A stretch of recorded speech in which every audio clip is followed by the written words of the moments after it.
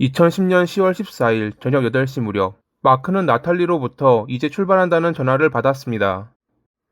클로드 로즈라는 레스토랑 겸 작은 호텔을 운영하는 나탈리는 항상 퇴근하기 전 그에게 전화할 정도로 둘 사이는 화목했습니다. 그는 간단하게 와인을 준비하며 그녀의 귀가를 기다렸는데 이날따라 시간이 지나도 그녀는 나타나지 않았습니다. 가게에 전화해 보았지만 그녀가 평소랑 같은 시간에 퇴근했다는 직원의 대답뿐.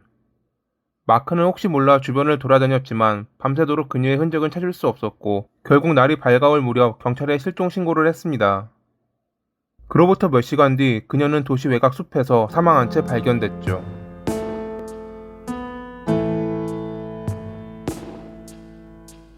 나탈리는 사람들과 어울리는 것을 좋아했던 여성이었습니다. 밝은 모습으로 다가오는 그녀를 사람들은 좋아했죠.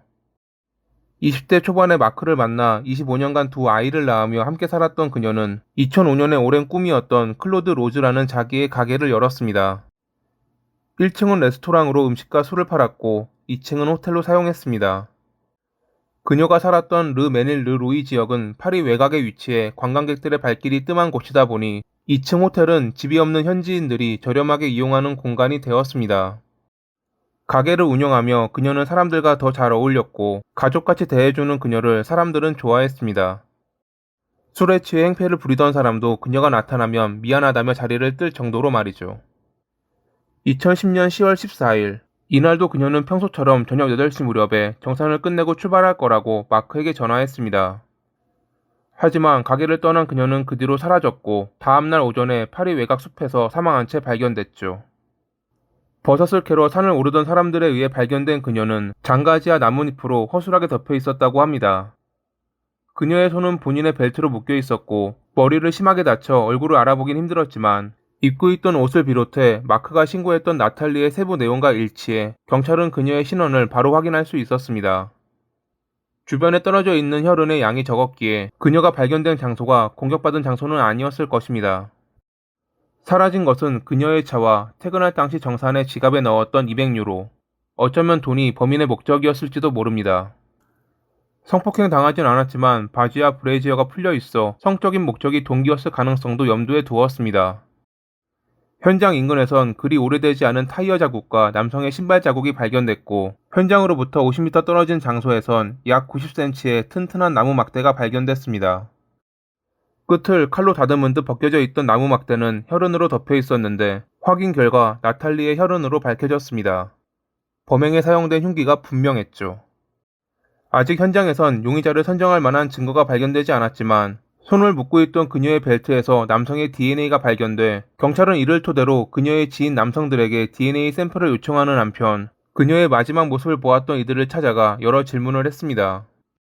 원래 그녀는 가게 마감을 직원에게 맡기고 저녁 8시 무렵 정산을 한 뒤 퇴근하는데 이는 직원들뿐만 아니라 그 가게를 드나드는 이들은 모두 알고 있는 공공연한 사실이었습니다. 그날 2층 5번 방에 살고 있던 손님은 그녀가 퇴근하는 모습을 창문을 통해 보았는데 당시 그녀는 혼자가 아니었다고 합니다. 그녀 옆에 있던 이는 6번 방에 살고 있는 파트리스라는 남성이었죠. 경찰이 그를 찾아가 그날 그녀와 함께 가게를 나갔냐고 물어보자 그는 그렇다며 가는 길에 여자친구의 집까지 태워달라고 말했다고 합니다.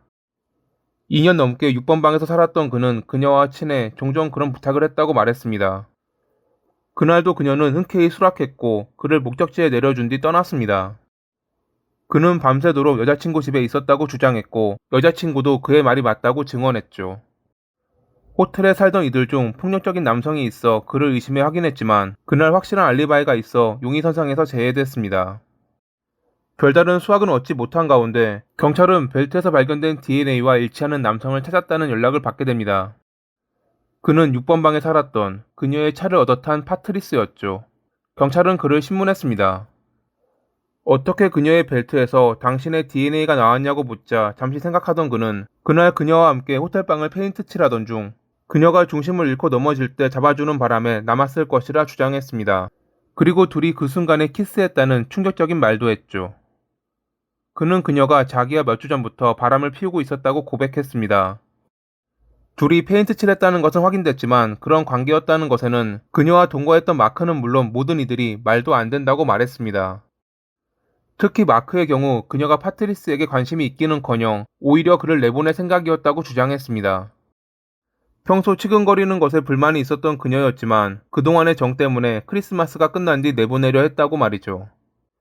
일단 벨트에서 발견된 DNA에 관해선 어찌어찌 넘어가긴 했지만 경찰이 보기에 그는 매우 의심가는 인물이었습니다.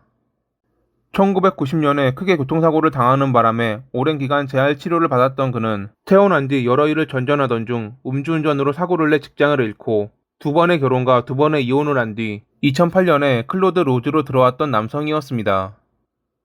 정이 많았던 나탈리는 그를 가엾이 여겨 간단한 가게 일을 맡기고 보수를 주었는데 어느 순간부터 그가 치근거리자 2010년 말에 내보낼 생각이었습니다. 그러던 중 그녀가 살해됐고 그녀의 벨트에서 그의 DNA가 나오자 경찰은 그를 의심했는데 얼마 뒤 좀 더 확실한 증거가 발견됩니다. 흉기였던 나무 막대에서도 그의 DNA가 나온 것입니다. 이에 대해 그는 그녀가 자기를 데려다 주던 중 타이어에 나뭇가지가 끼는 바람에 잠시 멈추었고 도로 옆에서 주운 나무 막대로 나뭇가지를 뺀 뒤 그것을 차에 두고 내렸다고 주장했습니다. 하지만 나무 막대 끝부분이 칼로 다듬어져 있던 것과 지역에서 자라는 나무가 아니라는 것을 확인한 경찰은 핸드폰 위치 추적을 통해 그날 그가 오후 10시에서 다음날 새벽 2시 사이 범행 현장 인근에 있었던 것을 확인했습니다. 그날 그와 함께 있었다는 여자친구에게 다시 확인해 본 결과 그녀가 거짓말을 했다는 것이 드러났습니다. 파트리스가 그날 친구랑 무슨 일을 할 텐데 문제가 생기면 거짓 알리바이를 말해달라고 이미 입을 맞춰놨던 것이었죠. 뭘 했냐는 경찰의 질문에 그는 친구들과 강도질을 했다고 주장했지만 공범이 누구인지 어디서 무엇을 훔쳤는지는 말하지 못했습니다. 경찰은 곧바로 그를 체포했습니다. 그가 살았던 호텔방에선 나탈리의 피가 묻은 청바지와 통화가 불가능한 핸드폰 5대가 발견됐는데 저장 파일은 없었지만 한동안 카메라를 사용한 것이 확인됐고 데이터를 복구한 결과 그녀를 몰래 찍은 사진이 50장 넘게 나왔습니다. 얼마 뒤 가게로부터 좀 떨어진 장소에서 그녀의 차가 발견됐고 보니까 뒷좌석에선 나탈리의 혈흔이 나왔습니다. 많은 증거들이 그가 범인이라 가리켰지만 그는 끝까지 무죄를 주장했습니다. 당연히 검찰은 그의 말을 믿지 않고 살인죄로 기소했고요. 그는 그녀를 좋아했는데 자기를 쫓아내려고 하자 여자친구 집에 데려달라는 핑계로 차를 얻어 탔고 모종의 방법으로 차를 세우게 한 뒤 그녀를 차 앞으로 불러내 방심한 틈을 타 준비해둔 나무 막대로 공격. 뒷좌석에 실어 인적이 드문 장소로 이동해 그녀를 유기하고 돈을 훔쳐 강도의 소행으로 꾸몄다는 것이 검찰의 추측이었습니다. 재판에서 변호 측은 현장 인근에서 발견된 타이어 자국이 다른 차의 것이었고 파트리스는 차를 갖고 있지 않았기에 그가 범인이 아니라고 주장했지만 검찰 측은 현장이 아닌 현장 인근에서 발견된 것이라 범인의 것이 아닐 가능성도 있고 그가 다른 차를 빌렸을 가능성도 있다며 이미 앞서 말한 물적 증거만으로도 그가 범인이 확실하다고 주장했습니다. 벨트와 흉기에서 발견된 그의 DNA를 비롯해 방에서 발견된 그녀의 피가 묻은 옷과 몰래 찍은 사진들 때문에 재판은 그에게 불리하게 돌아갔고 결국 재판부는 그에게 징역 20년을 선고했습니다. 재판을 맡은 판사는 이 사건에 다른 용의자는 없으며 정의가 실현되었다는 것을 전혀 의심하지 않는다고 말했죠.